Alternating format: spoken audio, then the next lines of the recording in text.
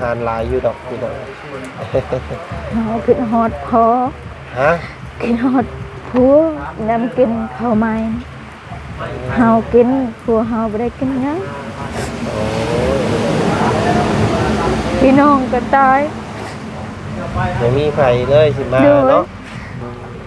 พี่น้องทั้งพ่อก็ตาย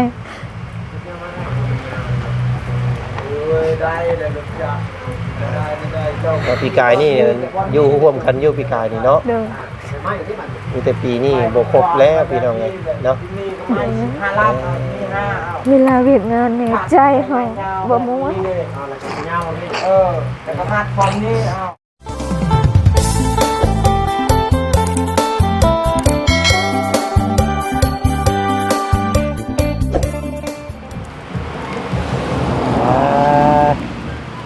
ตาใสม่องๆอยู่นี่พี่น้องเอ้ย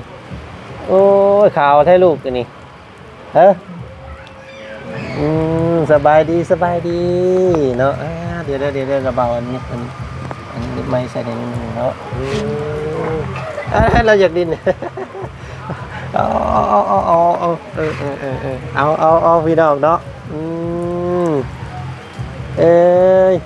น้องวันใหม่เนาะสบายดีเนาะพี่น้องเนาะก็เปิดภาพมาเมื่อนี้พบพ่อครับ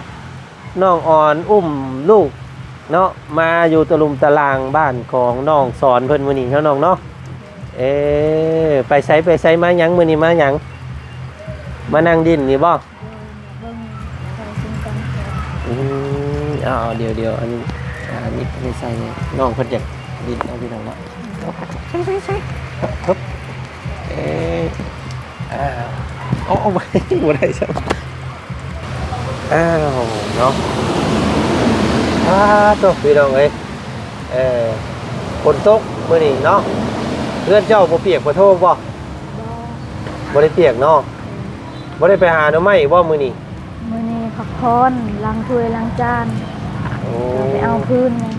เอาพื้นเอาดัวมาไหว้มื้อนี้เนาะ มื้ มื้ออื่นบ่โดยมื้ออื่นกินข้าวสลัด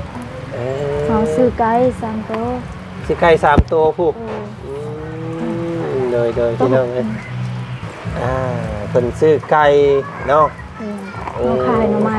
3มื้อไปขายหน่อไม้ได้3ตัวไก่ขายหน่อไม้ซื้อไก่มาเฮ็ดบุญบ้านเพิ่นเอิ้นเนาะโดยมื้ออื่นบ่โดยมื้ออื่นกินหมดบ้านนี่โอ้ยพี่น้องเอ้ยเนาะมื้ออื่นนี่มีงานบุญกินข้าวใหม่เด้อพี่น้องเด้อคือบ้านเฮาก็สิเอิ้นเปิดประตูเหล้าเนาะเปิด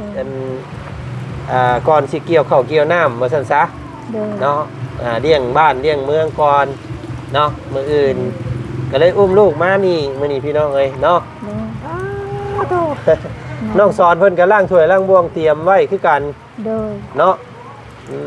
ข้าวน้ำยังมีอยู่บ่น้องยังสอบนึงยังกระสอบนึงยังสอบนึง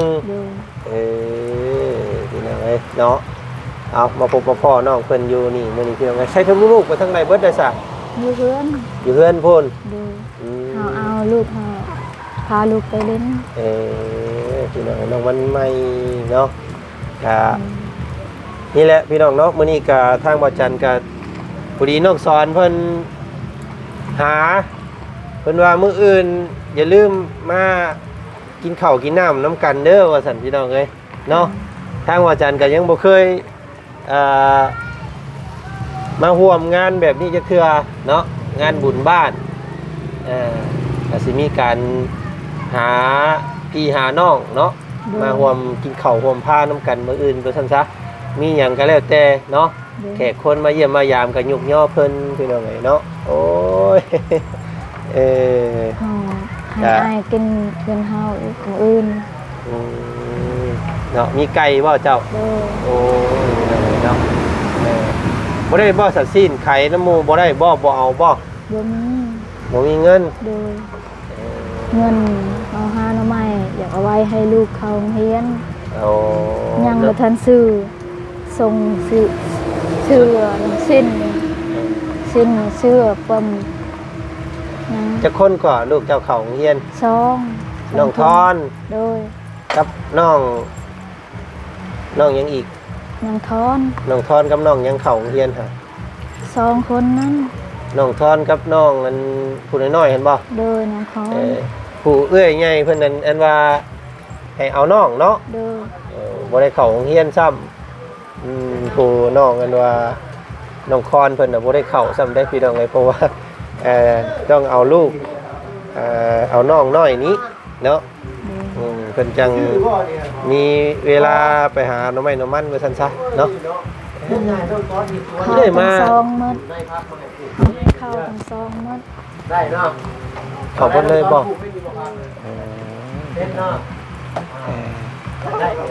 ดูเพิ่นอยากดิน เดี๋ยวเป็นหยังบ่เป็นหยังเนาะบ่มีแนวดินให้เรา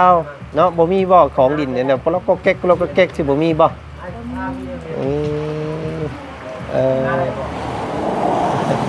ลูกเฮาลิ้น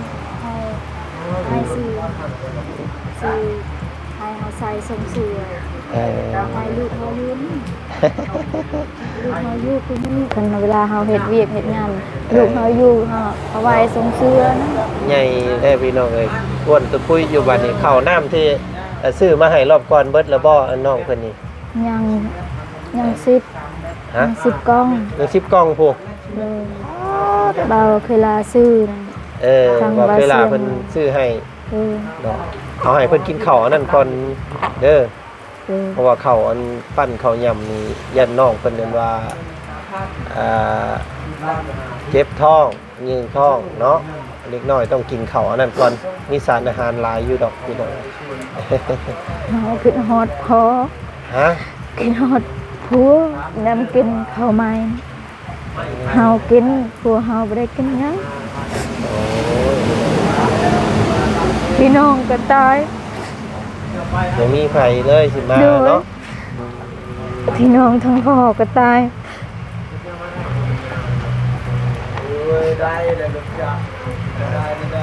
ปีกายนี่อยู่ร่วมกันอยู่ปีกายนี่เนาะ เด้อ มีแต่ปีนี้บ่ครบแล้วพี่น้องเอ้ยเนาะ เวลาเวียดงานเนี่ยใจเฮาบ่ม่วน แต่ก็มาดความนี้ได้ เฮาบ่ได้ บ่เป็นหยังดอกเนาะได้สักเพิ่นไปปิ้นไปปัวพี่น้องเอ้ยเนาะเพิ่นไปปิ้นไปปัวแล้วก็ตัวแลหายเศร้าผู้ใดจังมาร่วมหน้ากันอีกเด้อบ่ต้องคิดหลายเนาะกินฮอดและพี่น้อง พี่น้องก็บ่ตายก็อยู่ไกลไปบ่ทันเฮาอยู่ผู้เดียว ไปเยี่ยมไปยามก็บ่ได้พี่น้องมันไกลเนาะ แกตั้ง5 เมตร5 เมตร เบิ่งเอาระบาเอาใหญ่บอลก่อน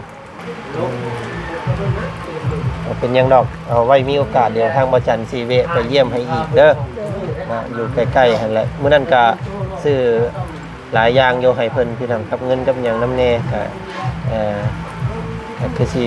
ซื้ออยู่ซื้อกินได้หลายอยู่ดอกเพราะว่าเพิ่นมีแนวกินให้อยู่แล้วอยู่ในหั่นเนาะบ่ต้องห่วงเบิดบ้านบ่เพิ่นเฮ็ดอันมื้ออื่นนี่ โดยหมดบ้านนี้ แต่ละเฮือนแต่ละหลังนี่ต้องมีเบิดเนาะมื้ออื่นเนาะเมื่อวานนี่ไปไสเมื่อวานคือว่าเบรกพื้นเบรกดัวมาหลายแท้ เอาหน่อไม้ หาหน่อไม้กับแม่น้องเอิงเพิ่นเนาะ เด้อ เพิ่นเห็นแสงได้พี่น้องเพิ่นเห็นแสงปิ๊บๆเนาะเพิ่นอยากดินอีหล่าเนาะ ไปตลอดไปหาหน่อไม้แล้วคนในบ้านนี่ว้าวเฮาแม่ขอเอ้ยจะเอาไปตลอดข้าวก็บ่ทันกินไปตลอดเมื่อยเจ้าเจ็บเป็นขายไผ่สิบ่แยงลูกเจ้า เขาบอกเฮาเด้ แม่นของเพิ่นเด้เนาะกะ แต่เฮาอยากไปอยากให้ซื้อให้ลูกกระเป๋าอยากไปเรียน ได้กระเป๋าจะได้สุดเฮียนไปให้ลูก เด้อ เนาะน้องเพิ่นยังบ่มีจักคนบ่ ยังบ่มี2คนลูกมื้อนี้เฮาตามถ้วยลูกเฮาล้างซอยแม่เอ้ยซื้อให้เฮาเด้อเฮาล้างซอยถ้วยจานเด้อเฮาว่าโดยลูกเอ้ยเฮาสิซื้อเฮาแม่ไปขายหน่อไม้ ต้องแม่ซื้อแม่บ่ตู้ดอกลูกให้ยันเข้าตู้ ยันตัวว่าบ่อยากซื้อให้ลูก โดยเฮาต้องหาหน่อไม้ก่อน ถามดีๆถามอันว่าทางบ่จันถามดีๆเด้อตอนนี้น่ะเงินน้ำกระตนกระโตเจ้าเนี่ยยังเท่าไหร่เนาะ ยังล้านหนึง ล้านหนึง โดย ทั้งผู้นั้นผู้นี้เอาให้แน่เนาะแล้วก็ทั้งเจ้าหาเองแน่เนาะยังล้านหนึงทั้งเบิดเลยเนาะ เราจะเอาไว้ยันลูกเฮาเป็นเจ็บเป็นไข้กลางคืนเอาไว้สบาย ทำสิซื้อแนวอื่นก็ได้อยู่แต่ว่ามันยันเบิดเนาะ โดย สกัวไว้ เงินเวียดเฮายัง200,000 อืม เฮาซื้อไก่ละ3โต อืมบ่ต้องอย่างมากมายน้องๆเลยเนาะคำว่าเฮาบ่มีเนื้ออยู่เนื้อกินก็ซ้ำเฮาบ่มีแหละเนาะ โดย บ่คือหมู่บ่มีสิ้นบ่มีไข่บ่มีอันสิ้นงัวสิ้นควายคือหมู่ก็บ่เป็นหยังเนาะ โดย เพราะว่าเฮาบ่มีบ่ต้องลึกคือหมู่ดอกพี่น้องเอ้ยเนาะเฮาบ่มีแต่เฮาว่าอยากได้สิ้นได้ไข่มันก็โอ้ยคือเพิ่นมีน่ะก็บ่ได้แล้วเนาะมีซำใดเฮาก็กินซำนั้นแหละเนาะแต่ว่าก็บ่มีผู้ใดมาเยี่ยมดอกเนาะเพราะว่าพี่น้องก็บ่มีนี่พี่น้องก็อยู่ใกล้ อืม พี่น้องพ่อตายหมด อืม บ้านตะนางผู้หนึงตายบ้าน เออ บ้านสมุนผู้หนึงพี่น้องพ่อเฮาตาย เออ แล้วพ่อเฮาแล้วพ่อเฮาตายก็พี่น้องพ่อเฮาอีกพยายามเรียนงานนั้นเฮาบ่ได้ม่วนในใจคิดฮอดเดือนเขามีพ่อมีแม่เดือนเฮาบ่มีแม่ก็บ่มีนั่นเฮาติดใจแฮะ และอยู่น้ำบ้านน้ำเมืองนี่แล้วน้องเอ้ยเนาะครับมีน้ำใจเด้อเนาะเวลาเพื่อนใกล้เพื่อนเคียงเพิ่นมีเวียกมีงานเขาก็มาซอยเพิ่นเนาะสร้างเอาไม้อยู่น้ำนี่แหล้วเขาแม่น้องเอิงน้องแซ่เนาะหมู่ก็ได้พี่น้องเอ้ยแล้วก็นี่แหละเขาเพื่อนพ่อปู่นี่แล้วเนาะเพื่อนน้องซ้อนเพื่อนน้องพี่ละนี่เพื่อนเบาทงมงทงไม้นี้ก็เฮ็ดเวียกมีนาเพิ่นมีเวียกมีงานก็ซอยเพิ่นเนาะบ่ให้นักตีนนักมือเพิ่นจังหักจังแพงเฮาเนาะน้ำใจที่มีต่อกันเนี่ยมันกินบ่เบิดเด้พี่น้องเอ้ยมีหยังกินมีแนวแซ่บแนวนัวก็แบ่งกันเนาะ ดู กินหอดผัวพี่น้องเลยเนาะคิดเห็นกินข้าวไหม้เนาะก็คิดเห็นผัวว่าซั่นซะผัวบ่ได้กินน้ำ ดู เอาอดเอา คิดโหดลายอยู่อยากให้กันมาแต่เวลายำกินนี่คิดโหดอยากให้พวกกินน้ อยากให้ผัวกินน้ ำดู ำโอ้ยพี่น้องนี่แหละเนาะ ดู การเพิ่นเฮ็ดเองเพิ่นน้องเลย ดู เนาะเป็นกรรมของเราเองเราเฮ็ดตัวเราเองเนาะบ่มีผู้ใดเฮ็ดเราเราดินเรากินเองเราสุนเจ้าก็บ่ได้บังคับให้เราเฮ็ดเรากินแต่ว่าเราเลือกทางนั้นเพิ่นก็นี่แหละเนาะเพิ่นก็ไปเพิ่นจับไปเฮ็ดได้สักพี่น้องเลยเนาะบ่ต้องนั่นอย่างหลายเด้อ เป็นกำลังใจให้เนาะโอ้ยเนาะน้ำในสิเฮ็ดนี่ได้เด้สักพี่น้องเอ้ยเนาะจักเทื่อมีแขกมีคนขึ้นมาเฮือนมาซ่านเนาะมื้ออื่นเดี๋ยวทางระเบาสิเอาเงินซอยเอาไว้ว่ากินข้าวมื้ออื่นอีกเด้อเนาะพอได้ซื้อว่าปลาเด็กเพ็งนัวเนาะไว้เฮ็ดกินสู่ว่าสู่บ้านสู่เมืองกินมื้ออื่นเด้อน้องเด้ออันนี้เพิ่มให้เจ้าอีกเด้อ เขาว่าเอา ฮะ เขาว่าเอาอายซอยครัวเขาแล้ว โอ้ยบ่เป็นหยังเนาะอันนั้นก็ซอยอันนี้นี่ซอยซื้อเพ็งนัวซื้อเกลือซื้อพริกไว้ในเฮือนอีกเด้อ บอกเขาว่าเอาห่อให้เขาดีใจแล้วอายซอยครัวซื้อยาซื้อเกิมให้ครัวเขาดีใจแห้งบอกยังเอาไว้แล้ว เนาะเอาไว้นี่เลยเนาะเอาไว้เพิ่มยอดเงินของเจ้าขึ้นไปอีกเอาไว้เอาเก็บไว้เอา เนาะบ่เป็นหยังอันนั้นของอันบ่จันเต็มใจให้เด้อ บ่ บ่เอาบ่ บ่ โอ้ยดังเลยเนาะน้องเพิ่นบ่เอา ซอยหาตายซอยทั้งตัวเฮาบ่มีเงินค่ะไอ้ซื้อแล้วให้ครูเฮาย่าเฮาดีใจแฮง เอาจังซั่นบ่จันสิเก็บไว้เด้อซะเด้อ โดย สิเก็บไว้เอาไว้บัดไปเยี่ยมผัวเจ้าอีกนี่ละกันเนาะ โดย เดี๋ยวสิไปเยี่ยมไปยามเดี๋ยวสิซื้อของฝากของต้นไปให้เราอีกเด้อ โดย มันบ่ได้ไกลจากบ้านบ่จันทร์ปะใจเนาะโอ้ยพี่น้องเอ้ยเอาบ่เป็นหยังบ่ให้เนาะ บ่วุ่นน้ำไปกินเพื่อนเฮา หาบ่จันทร์ไปกินข้าวน้ำบ่ โดยก็คนว่าเวลาเนี่ยเป็นเพื่อนเฮาเป็น เนาะ เฮาบ่มีเหตุ บ่ บ่ เป็ มี น กระตก บ่มีกระโตกย่อ โดยตกอายซื่น3หมดคือเฮาขาย โอ้ เฮาคิดฮอดกระตกเฮา3มื้อเฮาบ่ได้กินข้าวเลย ตอนที่เพิ่นอยู่น่ะเพิ่นเอาไปแลกกินเบิดแล้วเนาะ โดย โอ้ยพี่น้องเอ้ย ยังอันหนึงเฮาครัวเฮากำอยู่ในบ้านนี่ค่ะเฮาขอไทยเอาไปขายหน่อไม้เฮาได้200,000เฮาขอไทยเฮาทำ จักแสนครัวเฮาขายให้จ้ะ200,000เฮาขอไทยเนี่ยเฮาจะตายเฮากินฮอดแห้งตกเฮาอยากเอาไว้แต่เราบอกเฮาไทยเราบ่เป็นหยังเฮาหาหน่อไม้ก่อนเด้อเฮาครัวเฮาแห้งแล้ว เพิ่นเอากระโตกที่ซื้อให้น้องเพิ่นน่ะพี่น้องเอ้ยเนาะก็ผัวน้องสอนผัวน้องอ่อนตั้งแต่เพิ่นอันนั้นพุ่นแหละเนาะเพิ่นเอาไปอันนั้นแล้วว่าซั่นเอาไปเปลี่ยนเอาไปแลกเอาคืน นะเอาพี่น้องเอ้ยจังซั่นเดี๋ยวว่าจะสิเก็บเงินนี่ไว้เด้อเดี๋ยวสิเอาไปเยี่ยมไปยามเล่าได้กันซะพี่น้องเอ้ยเนาะน้องเพิ่นบ่รับซอยน้องเพิ่นหลายเลยว่าซั่น เอ้ยดื้ออยู่บ่กลางค่ำกลางคืนมาลูกเจ้าบ่ได้ให้เนาะโอ้ยบุญของเจ้าแล้ว เจ็บท้องเจ็บเป็นไข้ให้บ่ได้เจ็บหยังบ่ได้ให้ เอาทอดหมอกเอาบ่มีแนวดินซ้ำหาเงินอยากได้ชุดนักเรียนให้ลูกน้องอ่อนก็ได้พี่น้องเอ้ย ได้หยุดได้เศร้าลูกเขาคนอยู่บ้านนี้บอกหาเงินก็หยุดแน่ ครับเบิ่งตัวเองนำมันแล้วเป็นความเพิ่นเด้อเนาะรักษาตัวเองนำย่านเจ้าเป็นหันเป็นนี่มาไผสิเบิ่งลูกเจ้าเนาะมีผู้เดียวซ้ำลูก4คนพี่น้องโอ้ยเอาบ่ให้มื้ออื่นอย่าซั่นมื้ออื่นสิมาดินน้ำใหม่เด้อคำว่านั่นกับมาอยู่เพื่อนน้องสอนพี่ก็ได้เนาะมา1ข้าว1น้ำซอยพ่อปู่ซอยน้องสอนเนาะ แต่ซื้อนมเป็นข้าวเฮาแน่ข้าวพอนะ มาซอยกัน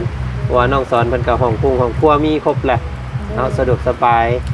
ยังแต่เจ้านี่แหละเนาะเจ้ากับอันน้องสอนเฮ็ดให้เด้เบาเคยหลานและพอได้จุไผเนาะตาใส่มองๆนี่เอ้ยบ่ใหญ่ไม่ไหวเป็นคุณฮู้พอดีแล้วลูกเด้อเนาะเลี้ยงแม่เด้อบัดนี้เนาะมีแต่ผู้ยิ่งเบิดเลยลูกเราพี่น้องเอ้ยโอ้ย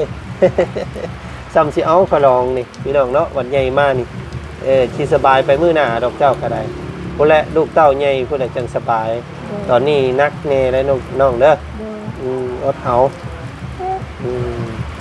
เอาก็ขอให้ปฏิหารย์นี้จริงนั่นแหละพี่น้องไงลูกผัวออกมากก็ขอให้หายให้เศร้าจากโรคที่เป็นเนาะบ่ให้ดินคือเก่าและว่าซั่นซะก็เอาลองเบิ่งพี่น้องไงปีนึงสักก่อนครบกำหนดพุ่นแหละเนาะให้ที่ฮอดผัวอยากให้ผัวกินข้าวจะแลน้ำพี่น้องเอ้ยปีนี้บ่มีผัวแล้วว่าซั่นเนาะโอ้ยเนาะเพิ่นก็ได้เอาบ่เป็นหยังเนาะโอเคจังซั่นละเบาไปทางอื่นก่อนเด้อขอบใจหลายเด้อจังฝากให้เก็บอยู่ได้คนไทยยังมีโฆษณาทางได้ก็ได้ที่นั่นนั่นหลักให้ได้เงินเกินก็ได้เงินแสนไปสันได้มีประสบงาน ขอให้ร่ำให้รวยขอให้เทวดาหักแพงขอให้อยู่ยืนยาวทั้งหมด FC สุขูสุคนขอให้อยู่ดีมีแห้งทุกกันเด้อขอให้เทวดาหักแพงลาย FC สุขูสุคนเด้อสาธุ สบายดีพี่น้องเนาะก็จะลืมรักษาตัวเองนำเด้อเจ้าก็ได้เนาะหืดยากินก็เอาไว้ซื้อนั่นแน่เดี๋ยวอันโอ้อยู่ในห้องนอนผู้นุ่งกระเป๋าใหญ่ผู้พี่น้องก็ยากินของผู้ใหญ่เนาะญาติน้องเพิ่นบ่สบายทางเมวันสุริเพชรเพิ่นฝากมาให้เดี๋ยวมื้อหน้าสิเอามาแบ่งให้เด้อเอาไว้กินพี่น้องเนาะพาลูกจะพาลูกตากฝนเด้อเสยเด้อเนาะเอาโอเคพี่น้องเอ้ยบ่มีของดินเราเห็น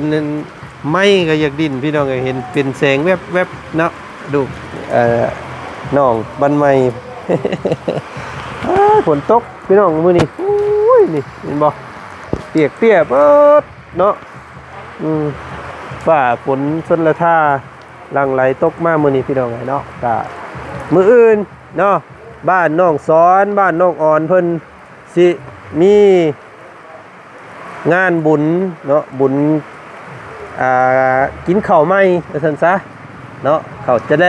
เป็นภาษาพวกเพิ่นว่าพี่น้องเนาะกินบุญจะแลบุญข้าวไหม้บุญนั่นแหละว่าซั่นซะ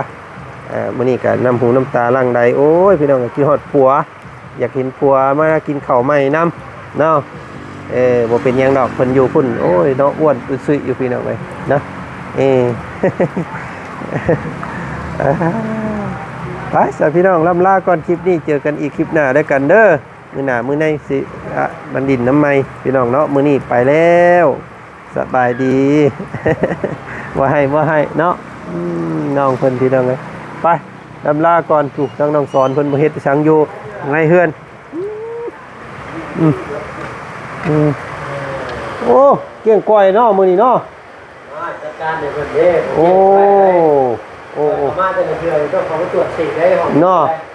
แปดเติดพี่น้องให้ก็เลินวัดเนาะเที่ยวบ่ได้เรื่องแต่โลกมันมาปัดมาเนี่ยมื้ออื่นพากันมานั่งกินข้าวอยู่นี่โอ้เพื่อมื้อนี้มันใครคัก